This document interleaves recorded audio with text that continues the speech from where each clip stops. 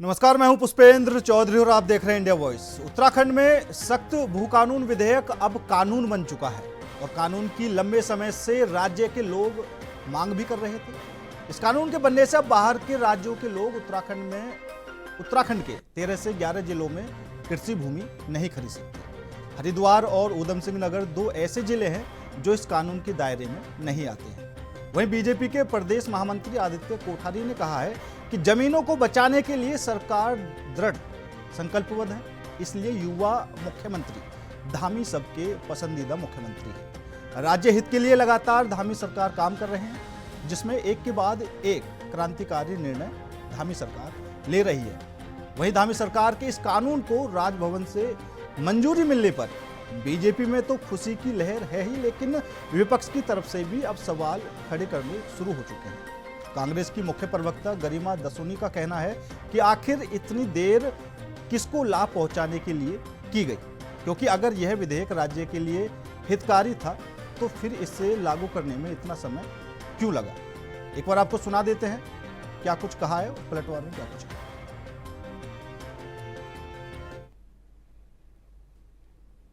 रूप से उत्तराखंड में जिस तरह से बाहरी लोगों के द्वारा जमीनें बेरोक टोक खरीदी जा रही थी, समाज से भी आवाज़ आई है और हमारी सरकार ने भी इसको आवश्यकता महसूस किया कि यहाँ की ज़मीनों की जो खरीद फरोख्त हो रही है उसको एक रेगुलाइजेशन किया जाए, उसका कंट्रोल किया जाए। तो इसके लिए मुख्यमंत्री पुष्कर सिंह धामी जी ने एक कमेटी बनाई थी, उस कमेटी की सिफारिशें भी आई हैं और उसके बाद सरकार ने निर्णय लिया और एक कानून, एक व्यवस्था, एक नियमावली उसके लिए तय की है और उसको कानून बनाने के साथ साथ उसको महामहिम राज्यपाल के पास स्वीकृति के लिए भेजा गया था और जानकारी प्राप्त हुई है कि महामहिम राज्यपाल के द्वारा उसको स्वीकृति दे दी गई है और महामहिम राज्यपाल की स्वीकृति के बाद वो प्रदेश में एक कानून का रूप उसने ले लिया है। तो इससे प्रदेश के अंदर जो बेतरतीब तरीके से बाहर के लोग कौन हैं, क्या हैं, कहाँ से आए हैं, किस उद्देश्य से ज़मीनें खरीद रहे हैं, इस सब चीज़ पर रोक लगेगी। और मैं इस अवसर पर मुख्यमंत्री पुष्कर सिंह धामी जी को बधाई देना चाहता हूँ, उनका आभार व्यक्त करना चाहता हूँ। इससे जो डेमोग्राफिक चेंज उत्तराखंड के अंदर तेजी से हो रहा था उस पर रोक लगेगी। इस भू कानून को मैं सिर्फ आई वॉश के रूप में जो जनता उद्वेलित थी, आक्रोशित थी, उनको शांत कराने के रूप में देखती हूँ। ये केवल और केवल मुख्यमंत्री जी की कोशिश या सरकार की कोशिश है कि जो जनता भू कानून मांग रही थी उनका किसी तरह से मुंह बंद कराया जाए। अदरवाइज इसमें सख्त कहने को कुछ भी नहीं है। 13 जिलों का छोटा सा हमारा राज्य है, 11 जिलों के लिए एक अलग भू कानून है और बाकी 2 जिलों के लिए अलग भू कानून है। इसमें जिस तरह से प्रायोजन के लिए जब भूमि ली जाएगी तो अब सजा का प्रावधान किया गया है, लेकिन पुष्कर सिंह धामी जी ही वो मुख्यमंत्री हैं जिनके कार्यकाल में ये प्रायोजन हटा दिया गया था। इससे पहले त्रिवेंद्र रावत जी ने भू कानून को जिस तरह से तोड़ना मरोड़ना था या हल्का करना था उन्होंने किया। यानी कि भाजपा जब जब सत्ता में आई है तब तब उत्तराखंड की भूमि के साथ खुर्द-बुर्द करने के कुप्रयास या षड्यंत्र रचे गए हैं और अभी भी ये जो भू कानून जिसको मंजूरी राजभवन से मिली है ये भी हमारी समस्या को एड्रेस नहीं करता। फिलहाल रुकेंगे छोटे से ब्रेक के लिए, जल्द हाजिर होते हैं।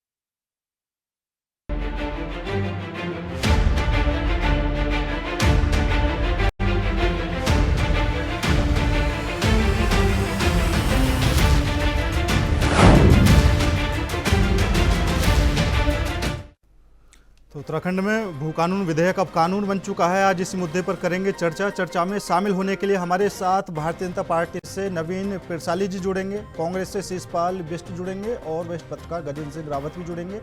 आज इसी मुद्दे पर करेंगे चर्चा। लेकिन सख्त भू कानून विधेयक अब कानून बन चुका है, इसमें क्या कुछ बदलाव किए गए हैं और कई कड़े नियम भी फिलहाल इस कानून में बनाए गए हैं। कितनी राहत वहाँ के लोगों को मिलेगी, क्या कुछ सरकार का फायदा होगा। 11 जिलों में अब बाहर के राज्य के लोग जमीन नहीं खरीद सकेंगे। व्यावसायिक निवेश के लिए जमीन जरूर खरीद सकते हैं और 250 वर्ग मीटर का जो प्रावधान है वो भी फिलहाल है।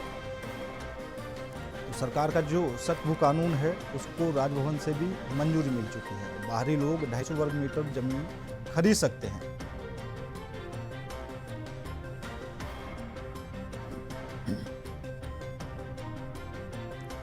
तो आज इस मुद्दे पर करेंगे चर्चा में शामिल होने के लिए हमारे साथ भारतीय जनता पार्टी से नवीन पिरसाली जी, कांग्रेस से शिषपाल बिष्ट जी जुड़ चुके हैं। आप सभी मेहमानों का बहुत बहुत स्वागत है। सबसे पहले नवीन जी आपके पास ही आना चाहूँगा, क्योंकि अब भू कानून में जो प्रावधान किया गया है, नए नियम बनाए गए हैं और जो उल्लंघन करेगा उसकी जमीन भी जब्त कर ली जाएगी। क्या कुछ इसके फायदे होने वाले हैं? आपने सही कहा कि प्रदेश की आवश्यकता और प्रदेशवासियों की जनभावनाओं को देखते हुए भारतीय जनता पार्टी की सरकार ने विधानसभा में जो भू व्यवस्था अधिनियम 1950 उत्तराखंड उत्तर प्रदेश था उस पर संशोधन किया है और उस संशोधन पर जो कानून बना उस पर आज महामहिम राज्यपाल जी द्वारा मुहर लगा दी गई है और एक मात्र औपचारिक अधिसूचना के बाद ये कानून लागू हो जाएगा। इसके अंतर्गत जैसे कि बहुत सारी जगहों पर जनता की मांग थी कि इस पहाड़ी क्षेत्र को जो विशेष तौर पर एक अपना भौगोलिक महत्व रखता है, जो डेमोग्राफी चेंज हो रही है और भी जो चीजें हो रही हैं उसको रोकने की आवश्यकता है और इसलिए एक सख्त भू कानून की यहाँ पर आवश्यकता है। तो उसको देखते हुए सरकार ने 13 में से जो 11 पर्वतीय जिले हैं जो भौगोलिक क्षेत्र से भिन्न हैं उन क्षेत्रों पर भूमि खरीद फरोख्त पर रोक लगाई है। जैसे कि पहले उद्यान और कृषि के नाम पर भूमि ले ली जाती थी, उसका अलग उपयोग किया जाता था, उस सब पर रोक लगाई है सरकार ने।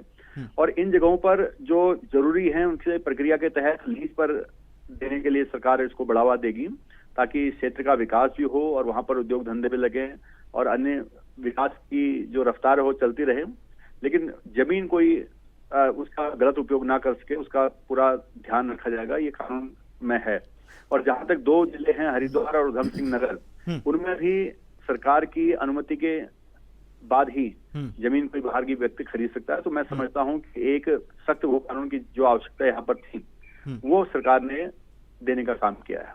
और नवीन जी, जो लोग पहले से ही काफी जमीन खरीद चुके हैं उसके लिए क्या कुछ है? देखिए, जैसे कि पहले भी आपने देखा होगा लगभग 300-400 नोटिस दिए गए हैं जिन्होंने गलत नियमों के तहत यहाँ पर जमीन खरीदने का प्रयास किया और जमीन खरीदी है, उन सबको नोटिस गए हैं, उनके खिलाफ कानून के तहत कार्रवाई होगी।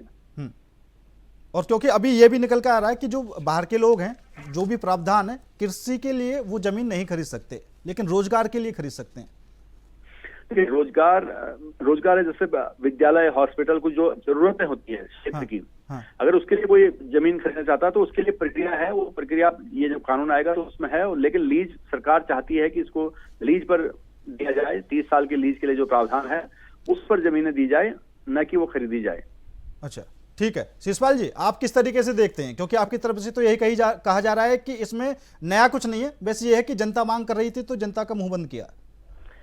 बिल्कुल, राज्य के आंदोलनकारी और राज्य की जो जनभावना थी उसके अनुसार ये भू कानून नहीं आया। हिमाचल से सख्त भू कानून की मांग उत्तराखंड में हो रही थी, लेकिन केवल लॉलीपॉप दे दिया गया। सरकार ने जो जन आंदोलन चल रहा था उससे जो है जनता का ध्यान भटकाने के लिए कानून लाया और इसमें तो भू माफिया के लिए नए नए दरवाजे खोल दिए गए हैं। आपने पूरे देश में कहीं सुना है कि एक राज्य में 2-2 भू कानून काम कर रहे हो, 2 जिलों में अलग और 11 जिलों में अलग?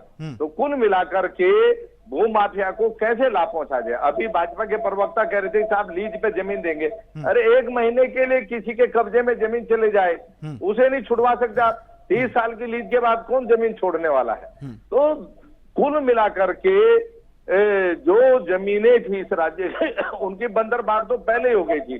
2018 में जो उत्तराखंड के भू कानून में भाजपा सरकार ने संशोधन किए थे उसी के बाद ये आंदोलन खड़ा हुआ था, क्योंकि भू माफिया के लिए पूरे दरवाजे खोल दिए गए थे। जो भू कानून था जिसमें 12.5 जो एकड़ जमीन है उससे ज्यादा आप यहाँ पर जमीन खरीद सकते थे।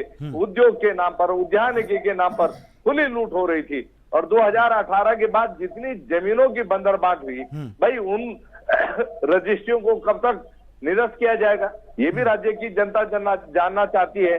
लेकिन उस बारे में ये जो संशोधन लाए गए वो कुछ नहीं कह रहा। और हिमाचल में तो आप वहां के निवासी की सहमति के बिना, उसकी भागीदारी के बिना आप जमीन ले ही नहीं सकते हैं।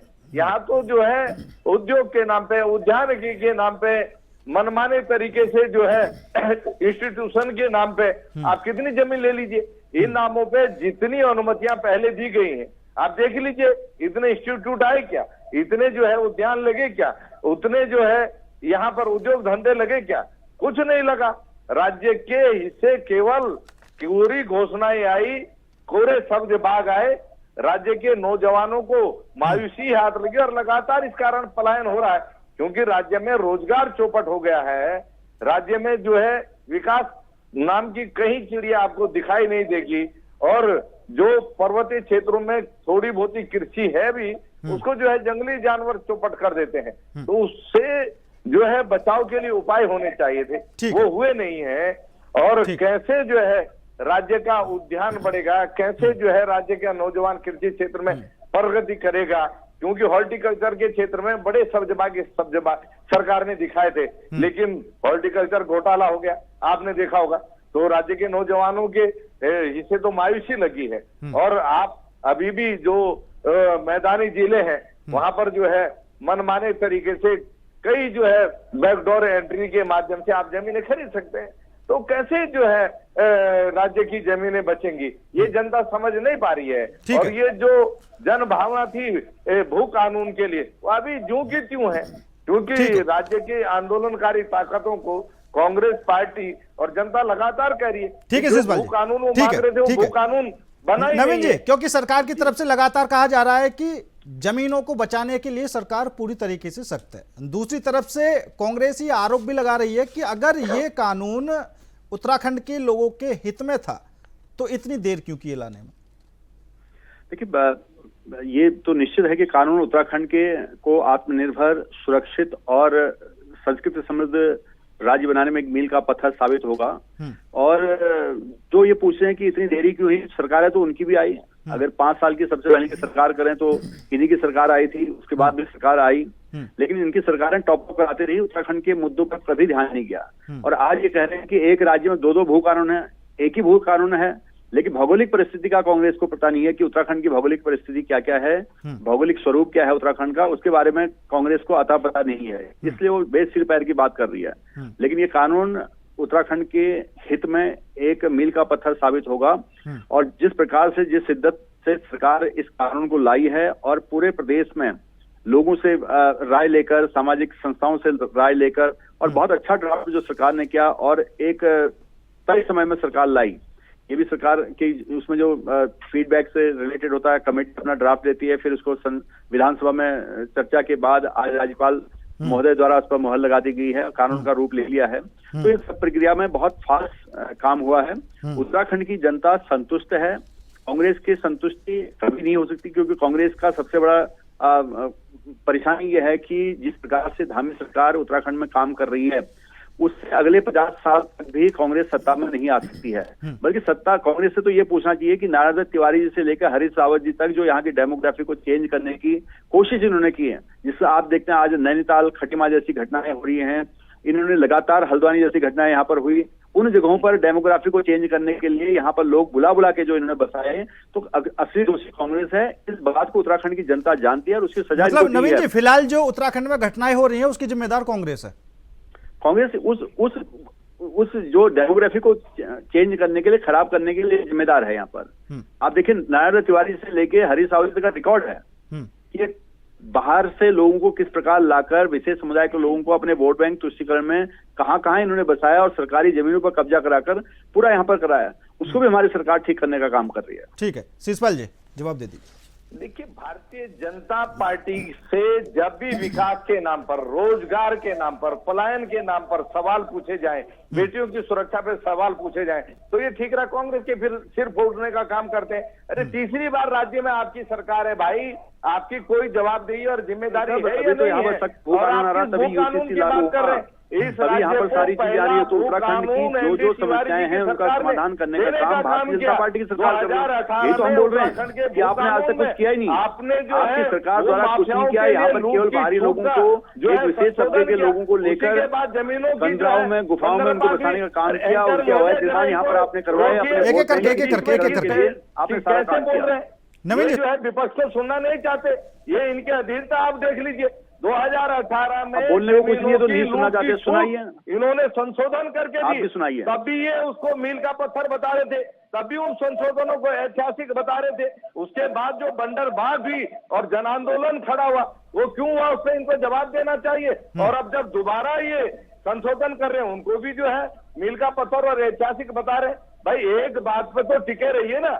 आप बोलिए 2018 में आपने जो भू कानून में संशोधन किए हमारी सरकार के लिए आपने राज्य जनहित की की है, जनता से बिस्तर जी। माफी मांगी क्या? जनता का हित उद्योग जैसे के होगा, नाम पर सरकार आपने जमीनों वो की कदम जो उठाएगी। बंदरबाग की छूट भी, सरकार जनता के हित में हमेशा कदम उठाएगी, हमेशा कदम उठाएगी। स्वीकार नहीं करना आपकी तरह चाहते। निकम्मी सरकारें नहीं है, यहाँ पर टॉप वाली सरकारें नहीं है। त्रिशाली जी, अब यहाँ की आपके डेमोग्राफी झांसे को में नहीं ठीक आने किया वाली है। जाएगा, जनता ने डेमोक्रेटिक डबल चेंज को इंजन ठीक के किया नाम जाएगा। पर, विकास के नाम पर कानून लागू हो आपको चुका है, चुना, यहाँ लेकिन ठीक है, आपने लागू है। जनता को निराश ठीक है, कर ठीक है, ठीक है, दिया। ठीक है। इस यहाँ पर राज्य के राज्य बेरोजगारों सर्वोपरि ठीक है के शिशपाल जी, हर ठीक है, जगह ठीक है। कर नवीन जी, दिया। नवीन जी, 2018 में जो भू कानून था वो भी तो मील का पत्थर था, उसमें अब जो संशोधन किया है क्या पहला ठीक नहीं था? भाजपा के जो प्रोटोकॉल भी नहीं जानते हैं डिबेट का। अरे भाई, आप विपक्ष जी को नहीं बहुत अच्छी सुनेंगे। तरह से जानते प्रोटोकॉल। विपक्ष अब आप जनता की लगातार आवाज बोले है। ठीक है, जाएंगे शिशपाल जी, तो ठीक आप है। नहीं तो हम शांत हो जाइए, शांत हो जाइए, जवाब ले लीजिए। खाने का काम करता है। जवाब ले अब लीजिए। आपको जवाब, शिशपाल जी रुक जाइए जरा, रुक जाइए। शिशपाल जी, ठीक है। हम उसमें नकेल लगाने मेरे का काम सवाल पूछा करेंगे। जा रहा है ना मेरे से। लेकिन ये जो मनमाना कानून आप भू कानून के नाम पर लेके आएंगे, बस। ये नहीं चलेगा। ठीक है, ठीक है। नवीन जी, मनमाना कारण, देखिए राज्य की जनता उसको पसंद कर रही है। सरकार ने राज्य चर्चा की करके जनता सब लोगों से बिल्कुल पूछकर पसंद नहीं कर रही है। कानून को पास किया है। अब कांग्रेस को पसंद नहीं आ रहा। मैंने कहा ना, कांग्रेस को इससे पसंद नहीं आ रहा क्योंकि कांग्रेस को अपनी बर्बादी नजर आती है हर कानून में। जब जब भारतीय जनता पार्टी उत्तराखंड के हित में कोई भी कदम उठाती है, कोई भी कानून बनाती है, तो उससे कांग्रेस थर्राती है, क्योंकि उसको पता है कांग्रेस को कि जिस प्रकार से भारतीय जनता पार्टी की सरकार लगातार उत्तराखंड में सफल हो रही है, अच्छा काम कर रही है, उससे तो इनका नंबर कहीं पर नहीं है। ये 50 साल वेट करेंगे सत्ता के लिए, और ये सत्ता के लालची हैं, ये लालची हैं सत्ता के, ये सत्ता से बाहर हैं, ये बेरोजगार हो चुके हैं सत्ता के, तो इससे इनकी खींच निकल रही है। ये खींच है केवल, ये बेसिकली आपकी खींच है सत्ता से दूर होने की, जनता द्वारा नकारे जाने की। ठीक है, शिशपाल जी, सुन लीजिए एक बार। भारतीय जनता पार्टी की सरकार ने एक-एक करके। बहुत अच्छा काम किया। एक एक जमीन की बंदरबाग का हिसाब आपको जनता को देना होगा नवीन जी। और जिस सत्ता के बिल्कुल अहंकार में सरकार आप हैं, देगी, हर जनता बात का के जवाब देगी। अहंकार को सरकार चकनाचूर हमारी करने का सरकार काम है, करेगी, सरकार चकनाचूर जवाब दे करने रही का है। काम करेगी। सख्त लोकतंत्र कानूनों के में माध्यम से अहंकार नहीं सरकार चलता है। जवाब दे रही है लोकतंत्र में कांग्रेस को, मनमानी नहीं चलती सरकार है। जवाब दे रही है विपक्ष को, सरकार जनता के हित में काम कर रही है। तरीके से अहंकार से, तानाशाही से शासन अच्छा चला नवीन जी, रहे हैं। नवीन जी, यहाँ पर एक सवाल हो रहा है। मनमाने नवीन जी, एक सवाल हो रहा है, क्योंकि अभी आपने बताया कि जो व्यवसायिक निवेश के लिए है उनको ऐतिहासिक वो बताएं। यहाँ पर जमीन खरीद सकते हैं, लेकिन उनको शर्तें पूरी करनी होंगी। अब अगर कोई अपना कोई काम शुरू करता है, व्यवसाय शुरू करता है, ठीक है, उसके लिए शर्तें भी पूरी कर देता है, अपने ही वो 10 लोग ले आता है रोजगार के लिए, तो इससे उत्तराखंड के लोगों को क्या फायदा? नहीं, ऐसा कुछ भी नहीं है इसमें। देखिए, आप उसको जब डिटेल में पढ़ेंगे ड्राफ्ट को तो समझ में आएगा। मैंने कहा कि अभी जो 11 राज्य हैं उनमें जो कृषि उद्यान के नाम से जमीन खरीदकर लोग मनमानी करके दूसरे कानून करते, वो सब बंद हो चुका है। लोगों को लीज पर लेना पड़ेगा। उत्तराखंड के जो नियम है, रोजगार के नियम है कि 70% यहाँ पर लोगों को रोजगार देना पड़ेगा। अगर वो कोई विशेष स्किल्ड है जो हमारे यहाँ पर नहीं है, तो वो नेचुरली फिर बाहर से आएगा आदमी, कोई ऐसा उद्योग लगेगा। अदरवाइज सभी जो नियम है वो पालन करने पड़ेंगे, बहुत सख्ती से पालन करने पड़ेंगे। ये भारतीय जनता पार्टी की सरकार है। मुख्यमंत्री धामी जी इस प्रदेश को लगातार अग्रणी राज्य बनाने के लिए काम कर रहे हैं, और हर कानून का अक्षरशः पालन करना सभी का धर्म होगा, और जो उस कानून को पालन करेगा उस पर बहुत सख्ती से एक्शन लिया जाएगा। आज आपने देखा होगा हरिद्वार में 3-4 कर्मचारी द्वारा जमीन खरीदी गई थी, उनको सस्पेंड कर दिया माननीय मुख्यमंत्री जी ने। नहीं तो नवीन जी, अभी निवेश करने के लिए क्या किसी से बात चल रही है? नहीं, देखिए निवेश तो यहाँ पर हमें लगातार लोग आ रहे हैं निवेश के लिए। हमने कई सारा ग्राउंड कर चुके हैं, लेकिन जो जमीन अधिग्रहण है उसमें परिवर्तन है, उसमें लीज पर लेनी पड़ेगी आपको जमीन। अगर कुछ आप बड़ा कारोबार पहाड़ में करना चाहते हैं 11 जिलों में, तो आपको लीज पर उसको करने पड़ेगी, जिससे क्षेत्रीय जनता को भी फायदा होगा और जो निवेशक हैं उनको भी फायदा होगा। ये दोनों के लिए विन विन सिचुएशन है। और जो जनता चाहती है उसके अनुरूप हो रहा है। जनता यही तो चाहती है कि यहाँ पर जमीन पर दूसरे लोग कब्जा ना कर पाए, अवैध रूप से कब्जा ना हो, हमारी जमीन कहीं और ना जाए। तो ये जनता चाहती थी, उसका कानून सरकार ले आई है। शिषपाल जी, क्योंकि अगर कोई व्यवसाय के लिए निवेश करेगा तो उससे अभी नवीन जी बोल रहे हैं कि यहाँ के लोगों को फायदा होगा, 70% लोगों को रोजगार मिलेगा। देखिए 70% लोगों को अगर रोजगार मिल रहा होता तो लगातार उत्तराखंड से पलायन न बढ़ रहा होता। इन्हीं के पलायन आयोग की रिपोर्ट इनको ढंग से पढ़नी चाहिए। और जिनको ये लीज के नाम पर देने की बात कर रहे हैं उसमें स्थानीय लोगों की कितनी भागीदारी है? आप हिमाचल में स्थानीय लोगों की भागीदारी के बिना न लीज पे जमीन ले सकते हैं, न कोई जमीन खरीद सकते हैं, न कोई उद्योग धंधा लगा सकते हैं। जमीन जिसकी होगी उसकी तो भागीदारी होगी। शिषपाल मिश्र जी, यही तो चीज है, लीज पे कौन देता है? देने का मतलब है जमीन होगी वो लीज पे देगा। राज्य के व्यक्ति को तो कुछ मिलने वाला नहीं है भाई। 1 रुपए की लीज पे देने वाले लोग हैं तो जमीन, ये तो इस प्रकार के लोग हैं भाई।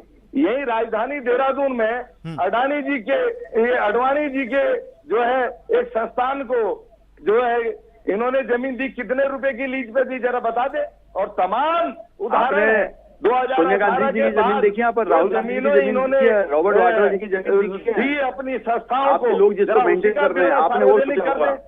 शिषपाल जी, मिलाकर के इधर उधर की बात मत करो, मुद्दे पर नजर रखें। मनमाने तरीके से है कि उत्तराखंड की सरकार ने की लूट में शामिल है, कानून यहाँ पर पारित किया है, कानून उसका आपको, हमको और सभी को अक्षरशः पालन करना पड़ेगा। हमारी व्यक्ति को पालन करना पड़ेगा। अगर पालन नहीं करेंगे तो कार्रवाई होगी, सख्त से सख्त कार्रवाई ये जो है नए कानून को जो है ऐतिहासिक बता रहे हैं। इसलिए आप अपने लोगों को भी बता देना कि कानून को ना तोड़ें। कानून को ऐतिहासिक बता रहे थे, इसका प्रचार कीजिए अपने लोगों में। ठीक है। माफिया आते बाहर से जमीन खरीदने के लिए यहाँ पर जो प्रॉपर्टी डीलर हैं, इधर उधर उनको सचेत कर दीजिए कि यहाँ पर भी आपकी चलने वाला नहीं है। नवीन जी ठीक है, ठीक है, क्योंकि नवीन जी अभी तो आप कह रहे हैं कि अगर कोई व्यवसाय के लिए निवेश करेगा तो यहाँ के लोगों को रोजगार मिलेगा, लेकिन बाद में कई तरीके की समस्याएं भी पैदा होने लगती हैं। कुछ कंपनियां कहने लगती हैं कि भैया जो लोकल लोग हैं उनको रोजगार नहीं देंगे, समस्या पैदा होने लगती है, कई तरीके की बात होने लगती है। फिलहाल आप दोनों मेहमानों का बहुत बहुत धन्यवाद मेरे साथ इस खास पेशकश में जुड़ने के लिए। तो अब उत्तराखंड में